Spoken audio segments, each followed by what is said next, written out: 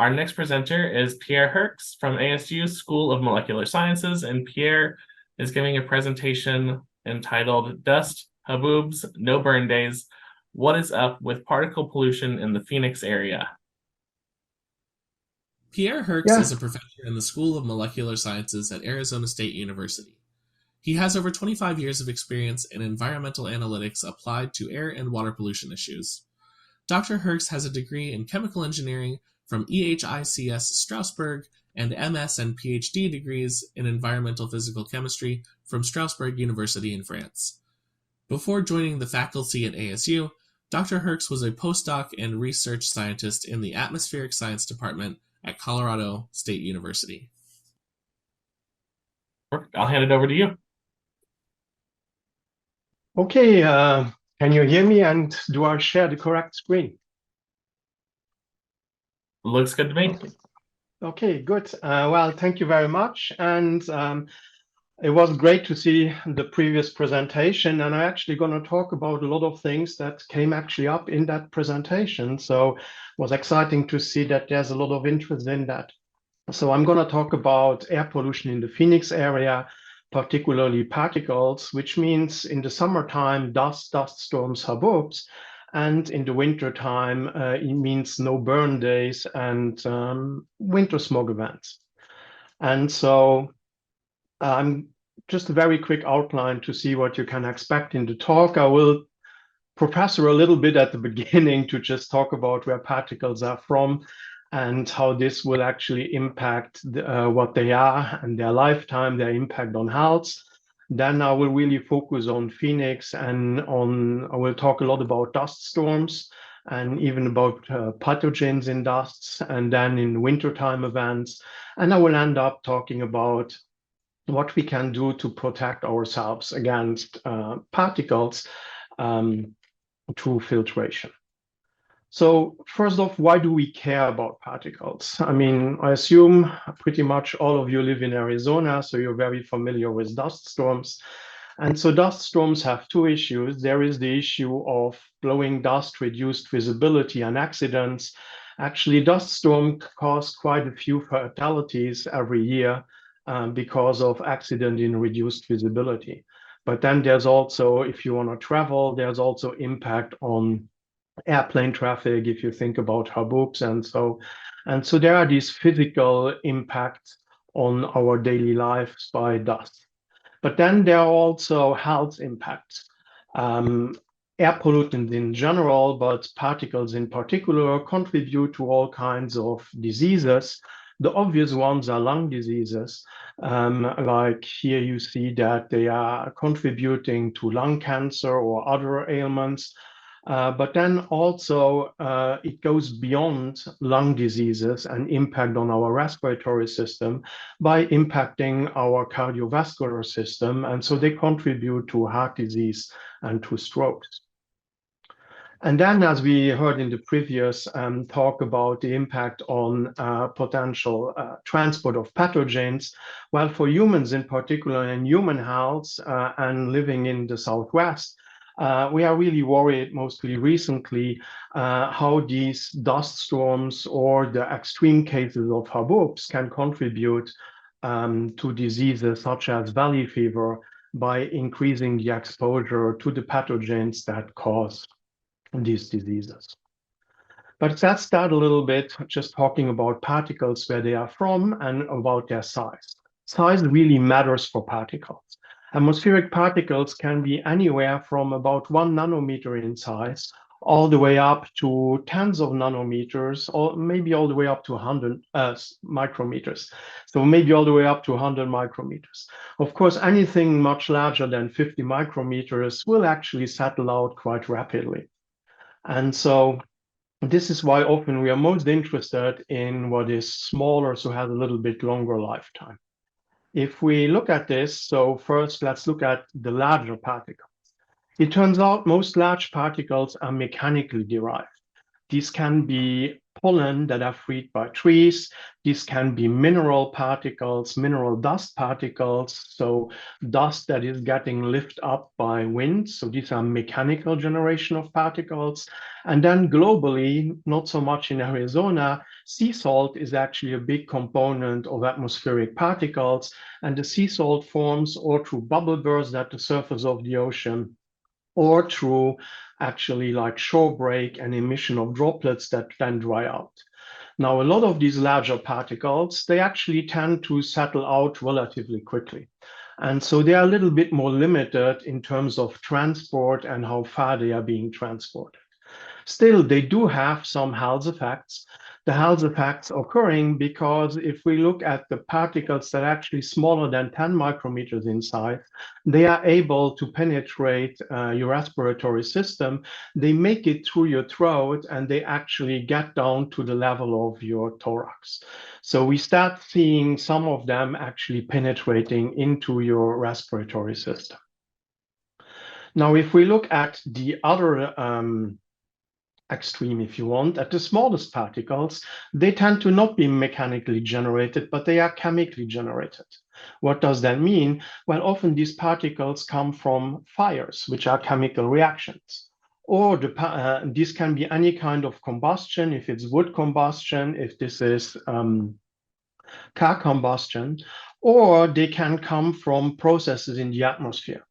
Most notably, if you go in the forest, you have nice smelly substances. These are biogenic compounds emitted by trees that can be oxidized. The oxidized products, then, they are not very volatile and they tend to nucleate new particles. And these new particles are only a few nanometers in size, but it turns out they grow relatively rapidly to larger particles, or by condensation of stuff onto them, or by agglomeration. And so these small particles do not settle. I mean, they are tiny. They do not have really any significant settling velocity, but they tend to grow into larger particles.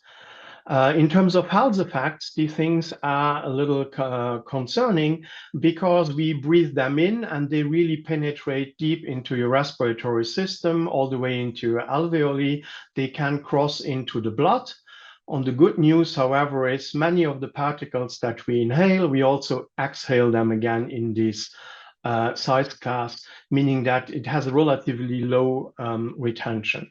There's some other weirder things that we recently realized, like these tiny nanoparticles might actually have a way to get through your olfactory nose from basically the air gets transported straight into your brain.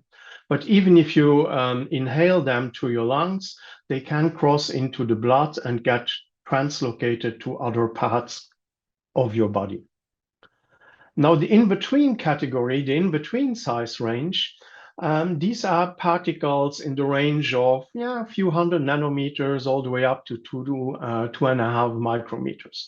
Now, these particles, what we see in this range is we see tails from the larger mechanically generated ones. We see some of the smaller ones that grow. And a lot of the particles here actually come from atmospheric processes through this condensation or through aqueous phase processes or processes where gas phase compounds are being transformed into new particle compounds. So into new particle mass.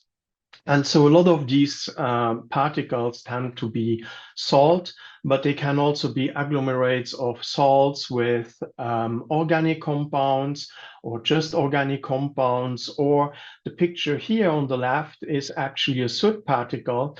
And so while individual parts, small soot globules are small, these particles tend to agglomerate. This is how they get into larger sizes.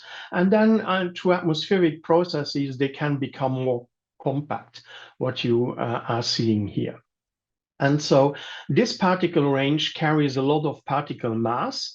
And so that's why it is important in terms also of health effects, because these particles also penetrate deep into your respiratory system. And it doesn't only go on the level of your thorax, but it actually penetrates all the way down to your alveoli. And so that's why there is definitely a health concern with these particles. And also these particles, they are still small enough that they have a very long residence time. So they tend to stick in the atmosphere for days to weeks.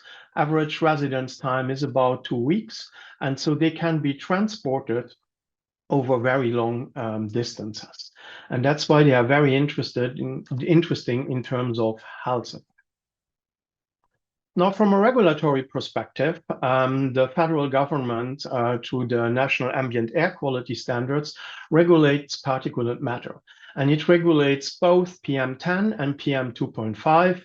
PM10 is the particles that are smaller than 10 micrometers in size. So that is what penetrates down to your thorax, often referred to as the thoracic fraction. And then the particles that are finer than that, PM2.5, that go all the way down to your alveoli. And so the PM2.5 has annual and 24-hour standards. PM10 has a 24-hour standard. And because of this, any community needs to monitor. In Arizona, some of the monitoring is done by ADEQ. And then it's done, many of the counties are monitoring independently. This would be like DEQ. This would be the Maricopa County for the Phoenix area, or Pinal or Pima County in the other areas. And then also some of the native communities have their own air quality monitoring divisions that monitor, such as the Salt River Pima Indian community. And so a lot of this data, I put some websites here, you can actually online check how the air quality is right now, or through the index, or through the actual monitoring results, so meaning the values that the monitoring stations are recording. Air now has it for the whole US, but then locally you have here the example for DEQ, or this here on the right. You see the monitoring stations that Maricopa County has, but for instance, again, the Salt River community has 2 or 3 monitoring stations in this area. Now, how is the air quality in Arizona and in the Phoenix area? Well, in terms of PM 2.5, it is actually good. So there are actually only very few locations in the US, mostly the Central Valley of California and the LA area in Southern California, that are violating federal PM 2.5 standards. But in Arizona, we are right now good for this. However, the federal government, EPA, tends to adapt regulatory levels as new insights on impact become clear. And so they actually plan on lowering the level for PM 2.5. They announced that, but shortly after they announced that they will not take action until after the next presidential election. And so depending on where that level would fall, we might be in trouble in some areas in Arizona for PM 2.5. Where we are in trouble already, where we are violating air quality standards, is for PM10, which is these larger particles. There are actually many areas in the Southwest, like Maricopa, Pinal County, but then also Central Valley of California, or most of Southern Arizona, that violates those standards. And if you think about what I started this talk with, talking about the size, these larger sizes are predominantly mineral dust, mineral particles. And so you can easily see why this is an issue in the southwestern US and not so much in other regions. Also, just because of the fact that we have less precipitation, so we wash less of the dust away, and so it's easier to kick it up again because of our activities, in addition to have less vegetation, so to have more exposed soil, ground, places that can generate particles. Now let's have a closer look at particles. They actually can look quite cool under the microscope. You can have salts, so geometric shapes. You can have funky shapes like this, or like this, which often tend to be pollen, biological particles, or things like this, like these agglomerates of soot. Okay, this might be a little bit too much zoomed in. Let's zoom out. Let's zoom out all the way because it will help us think about dust and summer air pollution events in Arizona, dust storms. You're all familiar with this picture. So Haboob dust storms. Haboobs are an extreme case of a dust storm, but for many points to make the points on how dust storms form and what is in these dust storms, Haboob are actually a good, how to say, example to talk about, just because it is so spectacular. But it is basically just a dust storm, like we see many. Here we see how these dust storms are forming. So Haboobs, on top here is a little video, but I mean, if you live here, you're very familiar of that. So the Haboobs typically form during our monsoon season. In southern Arizona, we get convective activities, we get thunderstorms. In these thunderstorms, we generate downdrafts. These downdrafts kick up the dust. As the storms move from southern Arizona towards northern Arizona into Pinal County, Maricopa County towards Phoenix, we push this wall of dust in front of us and it moves into the city. Now, haboobs are relatively common in summer.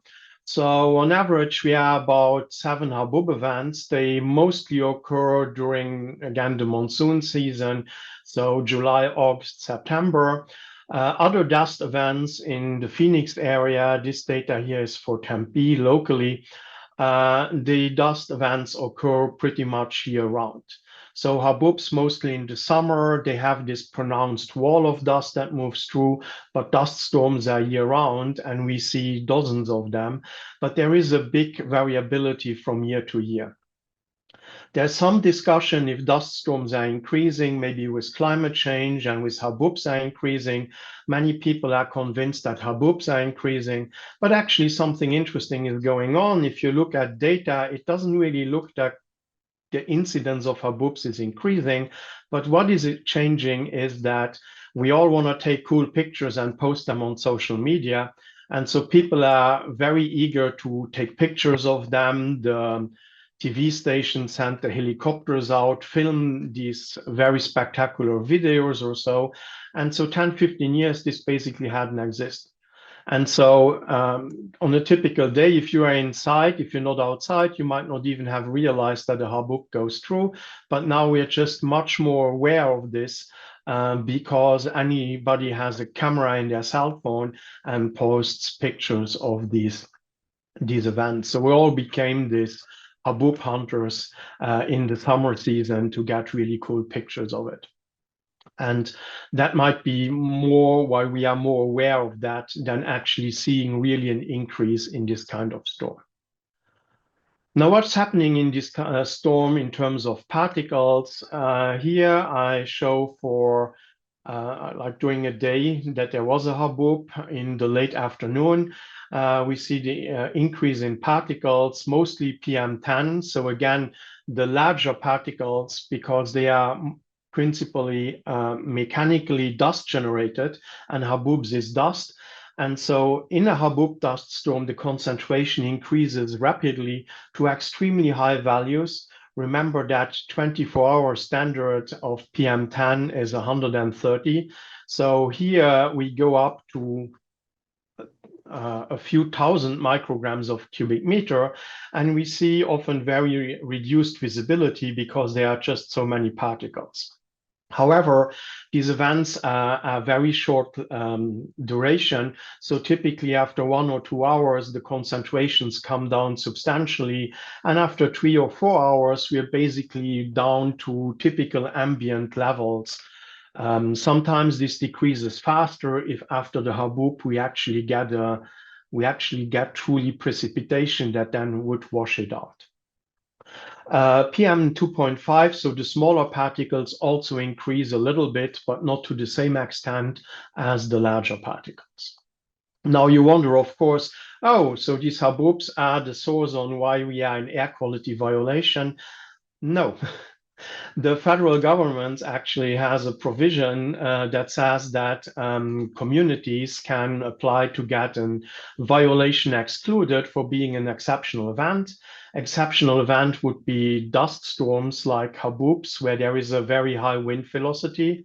Exceptional events can be fires, if you are impacted by fires, because both of these natural events, there is nothing that you can do in terms of policy. It's not human caused or significantly humanly contributed.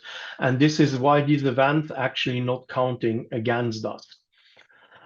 In some cases, we can even postulate to exclude fireworks as an exceptional event.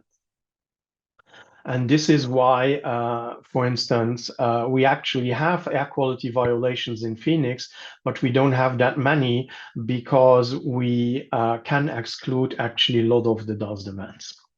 The fires are very important for our ozone events because often we get ozone exceedances because of contribution from wildfires.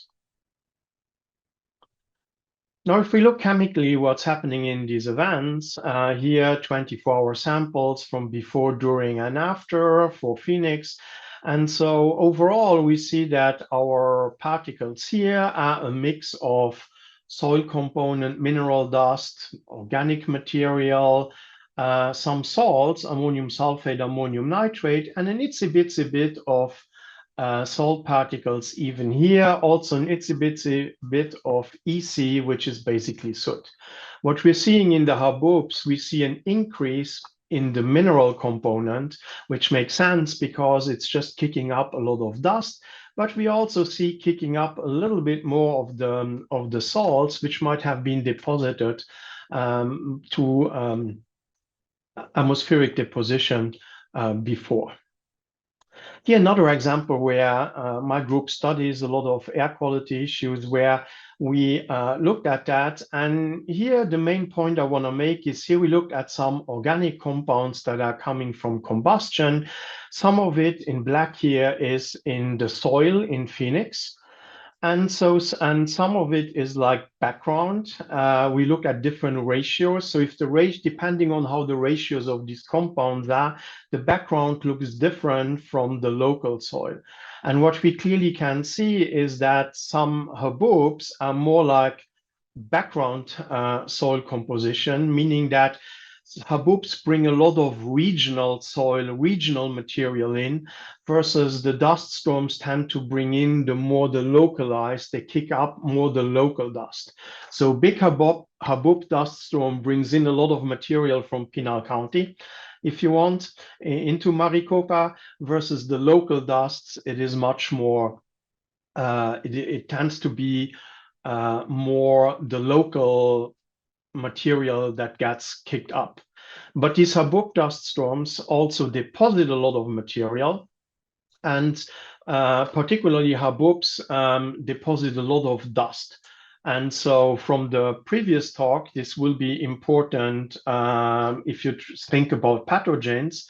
But if you live in the Phoenix area and you have a pool, you know very well if a haboob comes through, it gets turbid because of the mineral particles, but you actually get also a lot of algae, microbes, and all kinds of things in there. Because if you don't chlorinate like hell after a haboob event, you will actually see your pool come to life and turn green in no time because of the input of biological materials and nutrients into your pool. So in terms of deposition, these haboobs are really important, but then it is not only one way. Haboobs and dust storms in general, they kick up dust, but then they also deposit a lot of dust. So there's a lot of redistribution, if you want, going on. Now, how about public health in all of that?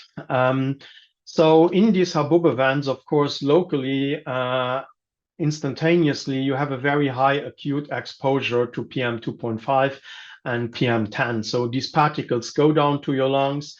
If you go out, if you have a predisposition to this, you will have problems breathing or so because your lungs do not like to have such a high amount of particles. So there is a lot of acute exposure, and to this you also take up all kinds of chemical pollutants.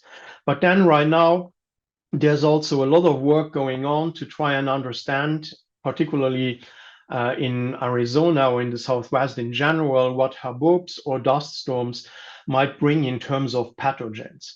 Particularly, there is a concern for valley fever because valley fever is caused by a fungus. The fungus lives in the ground, in the soil.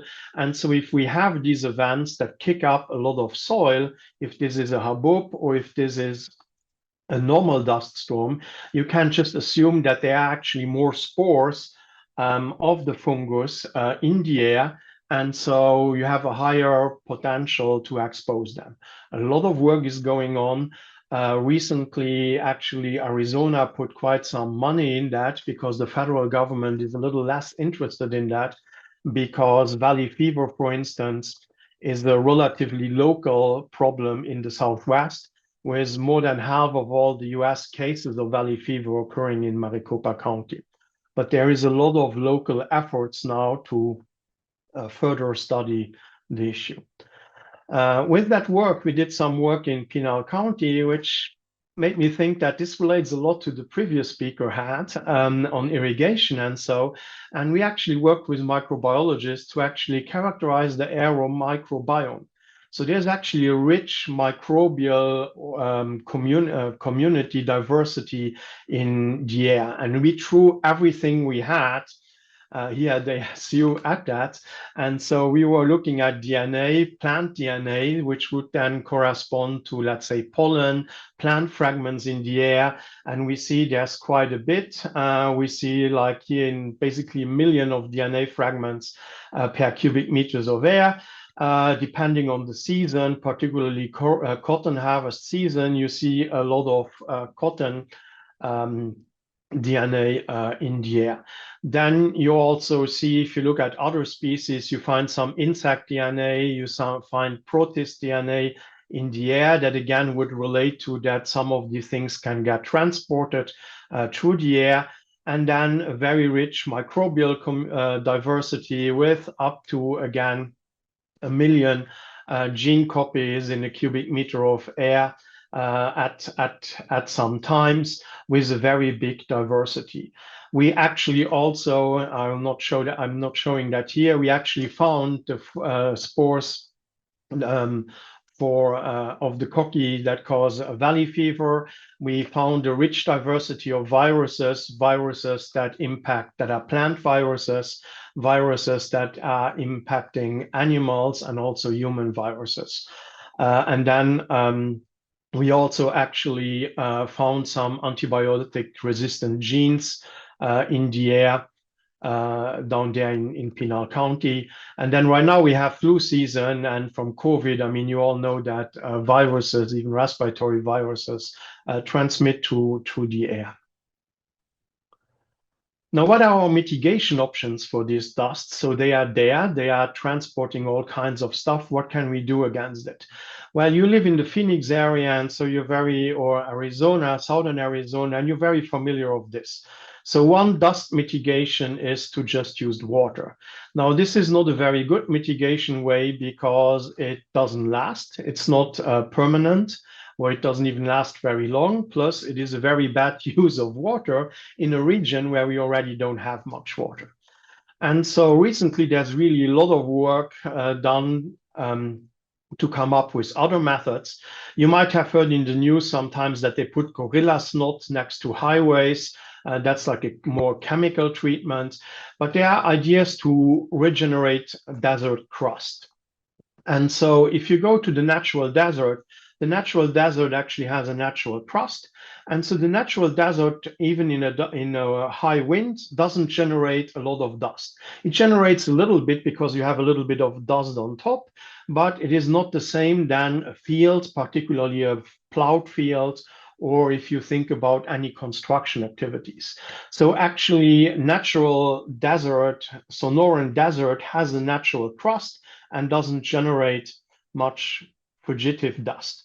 And so other approaches to mitigate dust is to actually chemically introduce rather rapidly crust. And so some researchers like here at ASU, they use urea, then an enzyme urease with calcium chloride, and they spray that on fields. Here tested on the Salt River landfill. They spray that on, and then it forms a carbonate crust, which is a natural kind of crust at the surface. This will last at least weeks, months if you don't drive any higher equipment over it, and would stabilize your soil. What is more promising longer term is actually crustal restoration, where you take this natural biocrust that occurs. And so my colleague Ferran Garcia Pichal here at ASU, they are harvesting the crust. They have nurseries where they nurse and grow the bacteria, the organisms that cause that crust. Then again, they spread that out, and then it forms this natural crust. Now, this takes some time to form. This natural crust restoration is kind of slow, but it basically would take a fallow field or so back to natural conditions. And so right now we actually have full-scale testing of these technologies going on in Pinal County to an Arizona Board of Regents funded project to do that at large scale, let's say acre plots, to actually test how that works at large scale, because there's substantial concern with the Colorado River water getting cut, that a lot of fields go fallow, and then would be a potential source of microbes in the Phoenix area, potential source of dust, and hence contribute to more intense dust storms. So there is work going on to mitigate these dust events. Now, what about the winter time in the Phoenix area? So in the winter time, we also have air pollution problems related to particles. We have very dense haze. And then in the winter time, you see signs popping up like this: no burn days, so you shouldn't burn stuff. Also in the winter time, here actually a picture from Christmas of last year. For Phoenix, you see this very big haze close to the ground. Now in the winter time, we get also high particle events, we get air pollution events, but they are caused because of a different meteorological phenomenon. So they tend to not be caused because of blowing dust, high wind events, but just because of meteorology and just the way how mixing is in the winter. So just a very brief thing about meteorology. When the sun goes up in the morning, it warms up the ground. As the ground warms up, the air above the ground warms up, and warm air raises, and so we vertically mix the air. At nighttime, when it starts cooling down, particularly in winter, the higher air cools down less rapidly than the air close to the ground. And during the nighttime, what we are seeing is that the air closer to the ground is colder than the air higher up. As a consequence, as the higher air is warmer, there is no convection, there is no vertical mixing. There's no vertical mixing of the layer. However, when the sun goes up, we're warming up the ground again. So slowly we're warming it up, and we start slowly getting mixing, and we are getting this profile where we mix the lower levels. On some days, we mix our lowest level, the boundary layer, up to 1 kilometer all the way through. And then sometimes it even mixes more, and then air, as we're in a valley, the air can mix and be moved away. The pollution can be moved away. However, in the winter time, what we can have is, because we have reduced heating, less hours of sunlight and lower power energy of sunlight, so less warming. And often for a few days in a row, we are not able to completely mix these lower levels. And so what we have is, we emit our pollutants at the lowest level, and they stick here because there's no vertical mixing. During the morning hours, it lifts a little bit. It might lift and mix a little bit more into the afternoon, but it doesn't mix completely out. And so for many days in a row, we don't completely vent the valley. And as we don't vent the valley, it's a little bit like in your house. If you don't open windows or doors for days in a row, it doesn't get any better as you keep emitting stink in there. you keep emitting particles in there. And so as a consequence, you get these persistent pollution events, and that will last until you get a front coming through, some weather pattern coming through that then actually vents with larger scale winds for the Phoenix area, the whole valley. Sometimes the whole thing is also amplified in the winter if we have a high pressure system sitting on top of the valley. So there's really very little mixing out that's going on. And you can actually visually see that on the morning hours. If you live in the Phoenix area in the morning hours, you see haze close to the ground. It gets a little bit better.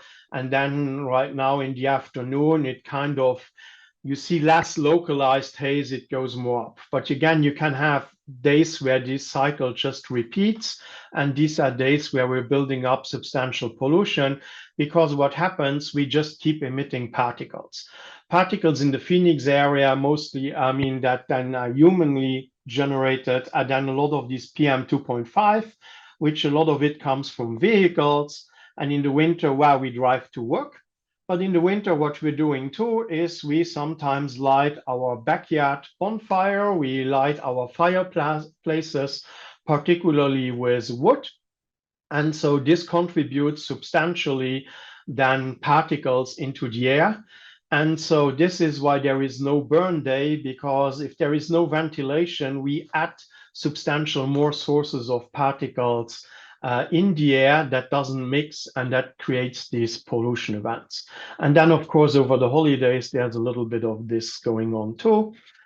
And so again, in terms of research or work for the community, we studied that. And an interesting thing, these winter pollution episodes, they are not equal everywhere.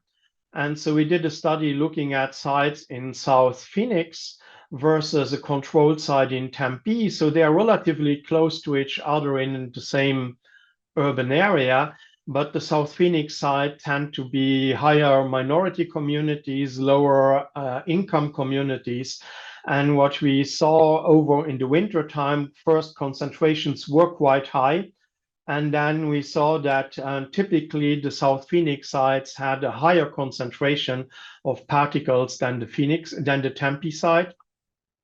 And this leads to these issues of within a city, although overall there is air pollution, particle pollution, it's not equally distributed, but there's often some environmental injustice in that the poorer people are exposed to higher concentration, the poorer neighborhoods, than some of the more wealthy neighborhoods.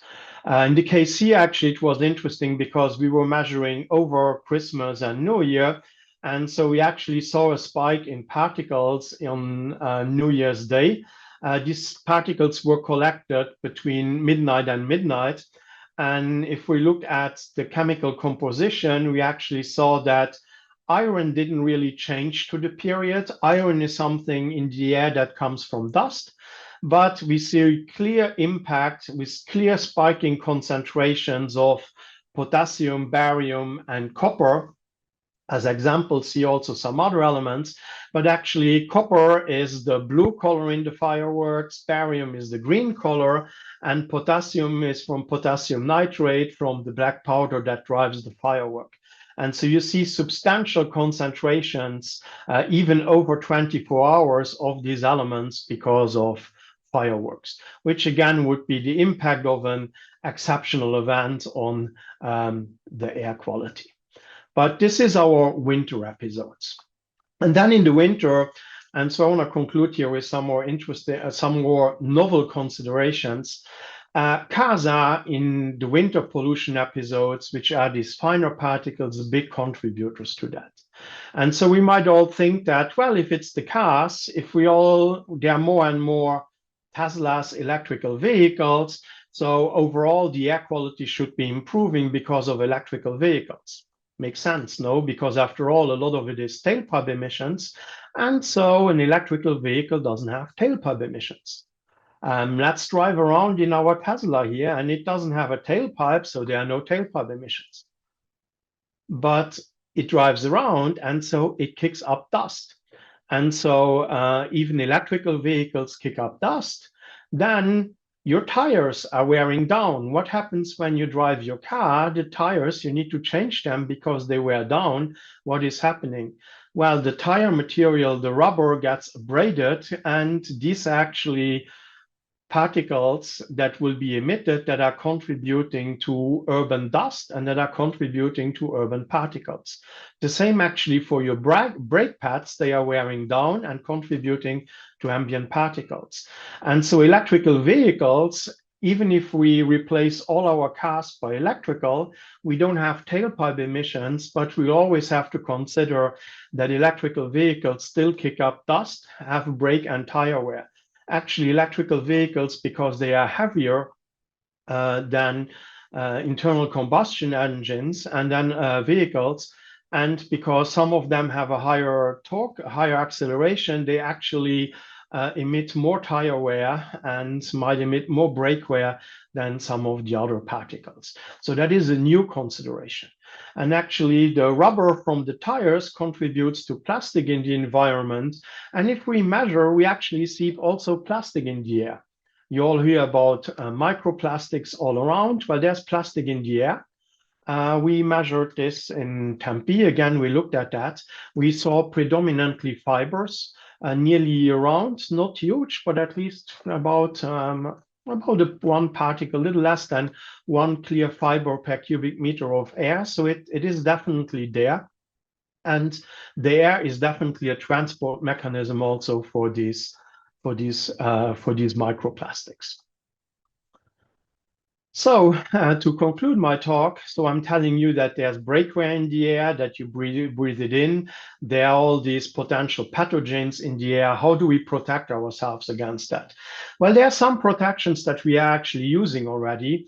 If you think about filters, you use already in your home, indoors, you use already typically your furnace filters. In the car, you have your cabin filter. Recently, particularly post-COVID, there's a lot of HEPA filters for indoors or fancy designs. You can buy the things now at Target, Walmart, Costco. Everybody has them now to make clean air. I mean, these filter systems, or you can, social media is full of people that build these things using Babs fans and furnace filters, these cozy Rosenthal boxes, to protect themselves from particles. If this is a concern because of COVID or flu, so pathogen transmission, or for some people just to help make you breathe better because of allergens. And then, of course, for specific activities, you can wear masks. Now, the principle of all of these devices is filtration. And I really want to conclude today by giving a note on filtration, because I came to realize over these last years that often we have a misconception on how filters work. Most of us think that filters work like a net or like a sieve. So you have a larger particles and you have a filter material with hole. And so the filter works by trapping the larger stuff that cannot move through the hole. And that's true. That's actually a main mechanism how a filter works, but it's not the only one. This one is what we typically refer to as interception. But what also can happen is you actually can have impaction. So if you, let's say you wear a mask and even smaller particles, you actually can trap them, because as you breathe in, the air moves with a very high velocity towards your fibers. And while the air can follow the airflow through the gas molecules through the hole, smaller particles than the hole might not be able to follow, and they impact on the material. And so particularly at higher flow, through a filter material, you will impact smaller particles too. Then a lot of particles in the air actually charged. And so if you have a filter material that is charged, you actually also will trap some smaller particles by electrostatic interactions. And actually a lot of masks, particularly KN95 and N95 masks, these are high-tech things. They actually have they are multi-layer, and one of these layers actually has a strong surface potential to actually increase trapping to this electrostatic mechanism. And finally, for the tiniest particles, if you think about on the lower end, the nanoparticles, the tiniest ones, those particles don't move straight. They have a substantial Brownian motion. And like this, they wiggle around, they zigzag around, and as they zigzag around, they also impact filter material and get trapped that way. And actually, the smallest and the largest particles are the easiest ones to trap. The most difficult ones are the ones between 100 and 300 nanometers in size, and that's the range where they actually test and certify your NIOSH or so filter materials for. But I thought this was it was worth clarifying this on how these filters work. And so while there are a lot of particles out there, there are ways for us to protect ourselves to them. And for instance, masks can be very useful if you're an allergic person and you do yard work. And try one of these COVID masks, you might feel substantially better. And with this, I would be happy to take any questions. And I also have my contact information here. And then I also am grateful to all the people that, or the organizations that funded us over the years. Thank you. And thank you for the opportunity to talk to you all today. Awesome. Thank you. We do have a bunch of questions for you, so we'll go ahead and we'll pull those up right now. The first question that we have is the body able to eventually remove the particulates that have gotten into the bloodstream? Yes, some of the things are getting removed. We see that, I mean, often the particles dissolve, but some of the compounds, some of the chemicals that you deliver like this to the body, you remove them.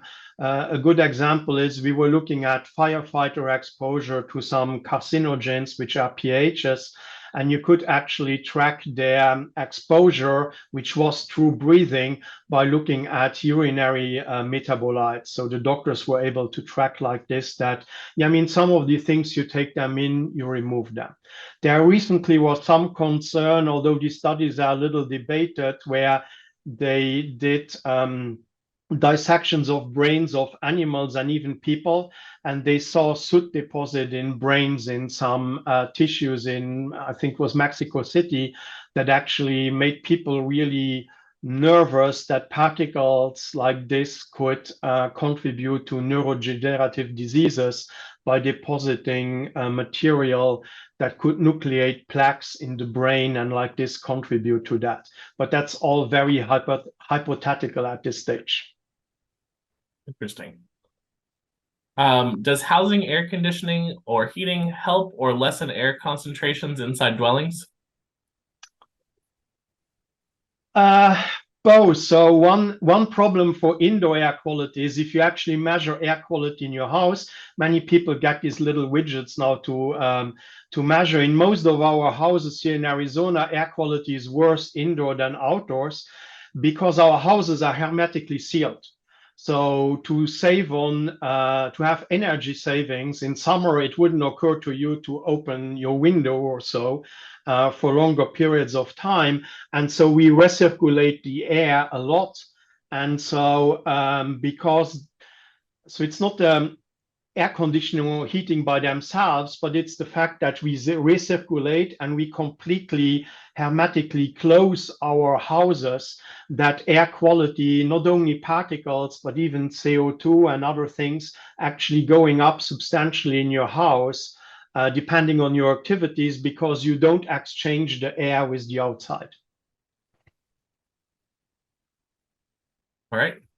How are federal PM 2.5 and 10 standards established? Are these based on health impact, particle-related mortality rate? Where can this data be found? So it's based on it is based on health impact, on epidemiological studies largely. For PM 2.5, there were these there's some very famous studies, the Harvard 6 cities or so studies. So for the particle, EPA had some press releases and put out there the documentation, because EPA needs to justify why they are planning on lowering these standards.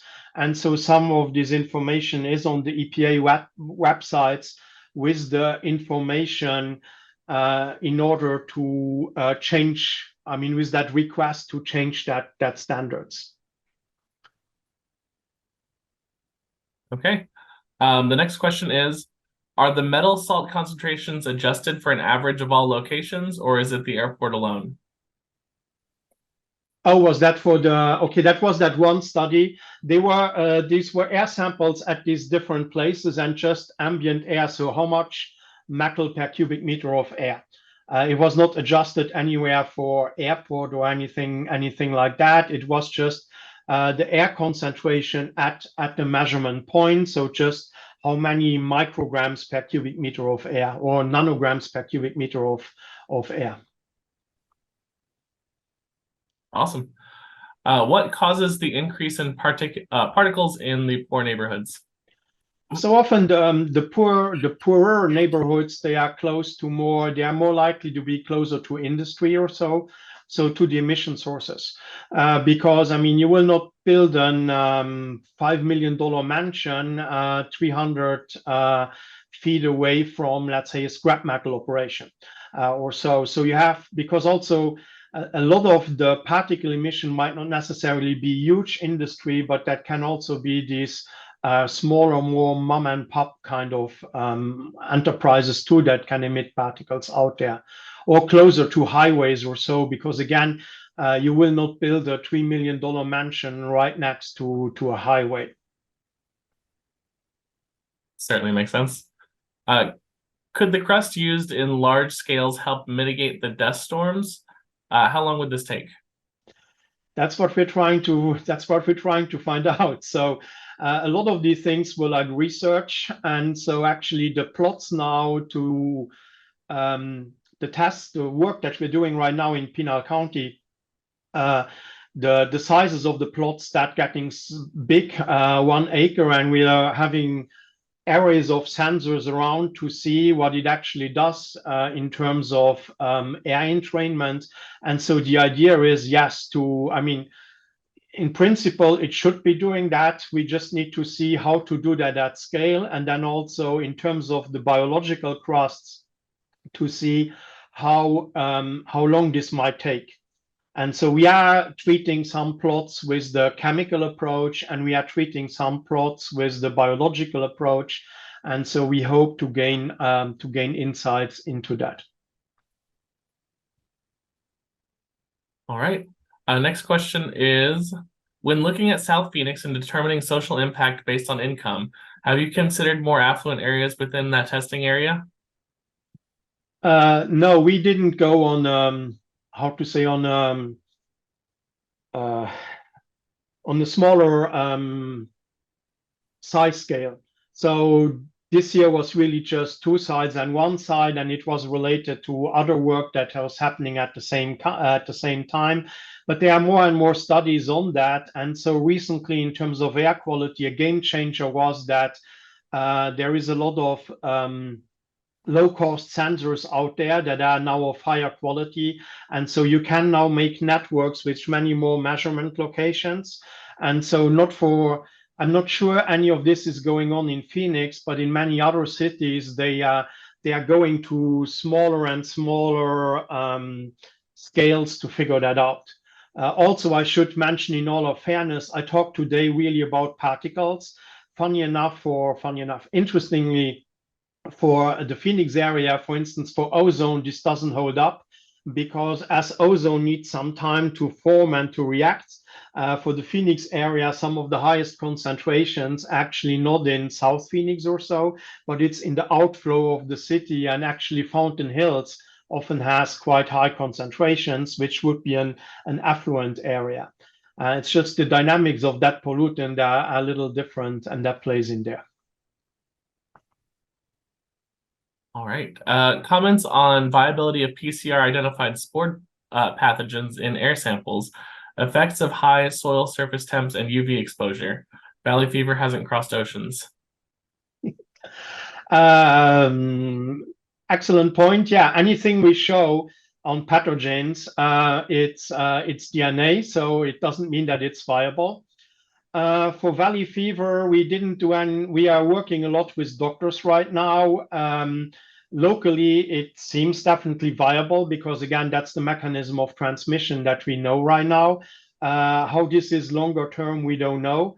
For some of the other bacteria, part of my research is actually on clouds, and we showed recently that some of these bacteria that are actually airborne, they actually live in clouds. They metabolize actively in clouds in the liquid phase if they get hydrated, and they multiply.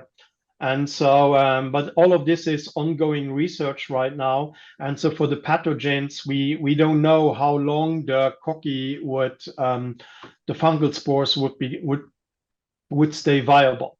But we, I mean, recent unpublished work, we actually now, with better detection assays for the spores, we actually see quite a bit of it around. I mean, it's quite, yeah. I mean, it is there, but we again just know the DNA. We do not know the viability. All right. The next question is, due to the primary wood type, pine, which burns fast and creates more particles, could this be creating a higher concentration in the southern area? Yeah, I mean, some of this, yeah. The problem of wood burning is that it is very complex on what people are burning, or if it's a wildfire, because wildfire mostly burns foliage and burns grass undercut. It actually doesn't burn wood by itself. Different wood burns differently, and then actually there is a difference what you emit, both in terms of amount of particles and the chemistry of that, if you're looking at flaming versus smoldering. So there is all kinds of variability in that. And sometimes there's huge differences, for instance, in some known carcinogens between smoldering and just flaming fires. And so that can contribute to differences. All right. The next question is the impact upon Ahwatukee, a Phoenix suburb on the other side of South Mountain from South Phoenix, equal to or lesser or greater than South Phoenix? I don't know. The thing is, for some of these local things, we do not have really that super network of different monitors. You have to see that as a lot of the winter issues are in stagnant air, and it depends on what people are doing locally. And so particularly over the winter period, so also, let's say in South Phoenix, in some communities, it's also more common to have friends over and just burn stuff in your backyard and sit around that. And so if you have more of that going on, it generates more particles. Some of the older neighborhoods, Ahwatukee is a little bit an older neighborhood, and I admit I do not know that. Some of the older neighborhoods have still fireplaces. Some of the newer neighborhoods do not have fireplaces, or if they have fireplaces, they have gas-fired fireplaces, which emit much less particles. And so that can very locally also substantially drive in the wintertime the particle concentrations if you put it down on local neighborhoods. That actually can clearly make a difference. It's more common to have fireplaces or backyard bonfires, or if it's a neighborhood where people don't do that or have gas-fired fireplaces. Perfect. We are pushing a little bit on time here, so we'll take this last question, and then we'll go ahead and we'll take our break.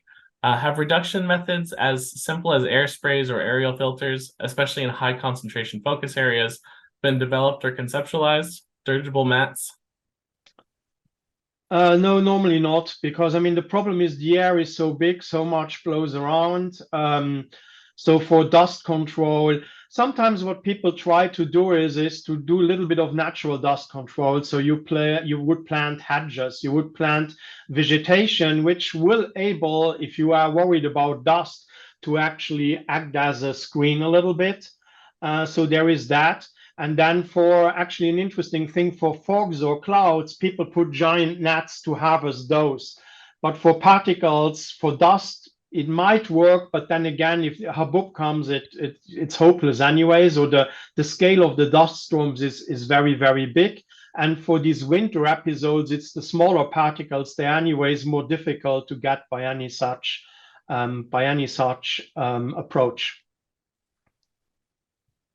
Awesome. That is the last question that we have time for right now. If you still have lingering questions, can they reach out to you later? Yes, sure. I'm happy. Yeah, please send me an email. I'm also happy to talk to you on the phone or so. Yeah, great. Thank you. Absolutely. And thank you all for your interest.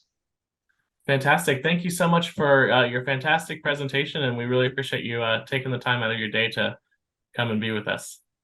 Yeah, thank you.